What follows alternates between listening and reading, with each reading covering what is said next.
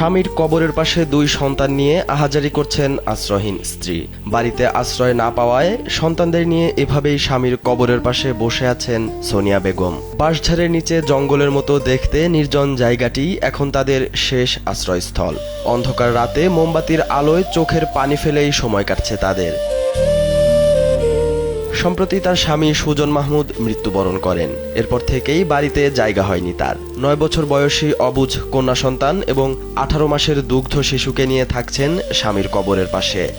19 দিন হয়ে গেছে, আমার কোনো থাকার জায়গা নেই, আমার কোনো খাবার নেই। আর এই যে আমি আজকে 19 দিন হয়েছে, আমার কেউ কোনো খোঁজ খবর নেই। 19 দিন আগে স্বামী মারা যাওয়ার পর দুই সন্তানকে নিয়ে প্রতিবেশীদের আশ্রয়ে ছিলেন। তবে আইনি জটিলতার ভয়ে শেষ পর্যন্ত সেই আশ্রয়ও ছেড়ে দিতে হয় তাকে। কোথাও মাথা গোজার ঠাঁই না পেয়ে স্বামীর কবরের পাশে আশ্রয় নিয়েছেন তিনি। 19 দিন আমি অন্য মানুষের বাড়িতে ছিলাম, মানুষের বাসায় ছিলাম আমি।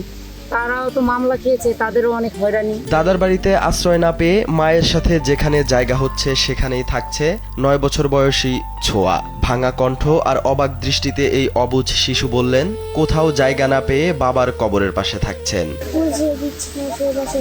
থাকতেও দিচ্ছে না, তাই আজকে সারাদিন ধরে বাবার কবরের পাশে রয়েছে। আর কতদিন মানুষের পাশে থাকা যায়,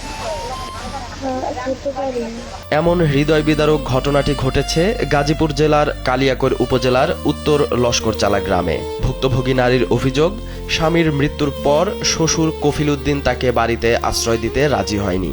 এমনকি স্বামীর দাফনের সময়ও ঘটনাস্থল ত্যাগ করে চলে যায় শ্বশুর। এ ঘটনায় স্থানীয়রা বলছেন, পারিবারিক বিরোধ থাকলেও ছেলের লাশ ফেলে চলে যাওয়া অমানবিক। একই সাথে নাতি নাতনিকে তাদের প্রাপ্য বুঝিয়ে না দেওয়ার ঘটনায়ও ক্ষুব্ধ এলাকাবাসী।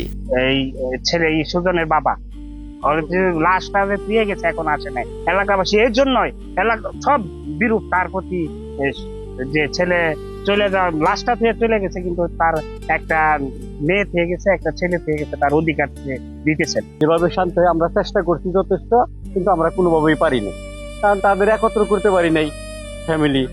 আর যিনি গার্জেন উনি আজ পর্যন্ত আসেই নাই বাসায়, আমরা কার সাথে আলোচনা করব? বাবা হারানো 9 বছরের ছোঁয়া বলেন, তার ছোট ভাই ও মাকে নিয়ে দাদুর বাড়িতে থাকতে চান। অথচ ছেলের লাশ রেখে চলে যাওয়ার পর থেকে এখনো বাড়ি ফেরেনি কফিল উদ্দিন। এ ঘটনাকে মানবিক অধঃপতন হিসেবেই দেখছেন স্থানীয়রা।